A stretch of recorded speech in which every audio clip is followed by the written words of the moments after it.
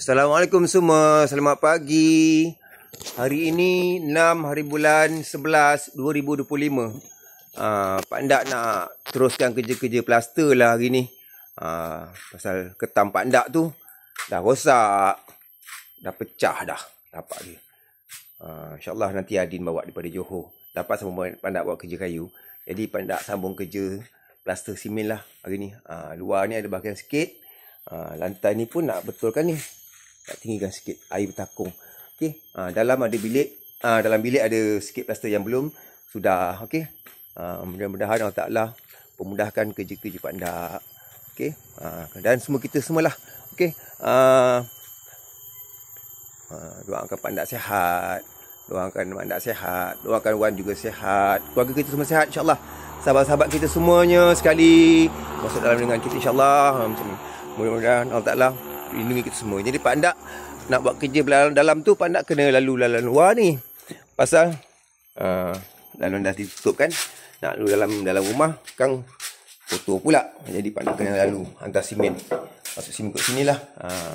Masuk ke bilik Pak Ndak sana tu. Okey, itu bahagian yang belum plaster. Tinggal sikit lagi. Okey. Ni kerja-kerja kayu ni Pak Ndak tinggalkan dululah. Untuk top cover ni, untuk laptop Pak Ndak dah order insyaAllah. Palang review usahakan tu. Okay, bye. Assalamualaikum, sayang semua.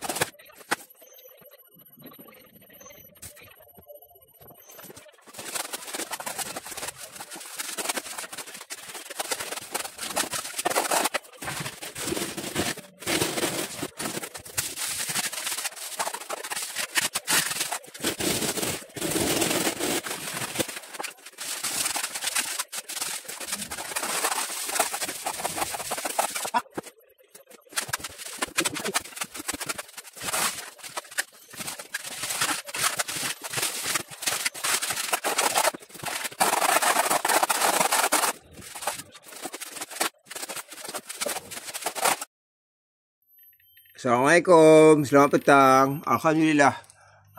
Ni jiran rumah sebelah. Dah tak tunggu sekali anak-anak dia balik. Okay, orang ni dah tak ada lagi dah. Alhamdulillah. Pak Ndak dah siap plaster ruangan dalam semua. InsyaAllah, Alhamdulillah. Dengan bilik dah siap plaster. Azan asar baru berkumandang. Alhamdulillah. Allah Ta'ala permudahkan kerja-kerja. Okay, Pak Anda dah beli cat dah. Siap hancur. Boleh tahan juga harga dia lah. Okey, tak apalah. Benda nak buat kan. InsyaAllah. Doakan Pak Anda sihat. Doakan Mak Anda sihat. Okey. Doakan Wan juga sihat. Keluarga kita semua sihat insyaAllah. Sahabat-sahabat kita semua. Tak lupa juga. Okey. Mudah-mudahan Allah Ta'ala permudahkan segala urusan. Segala kerja kita. Dan berkat. Assalamualaikum. Sayang semua. Bye.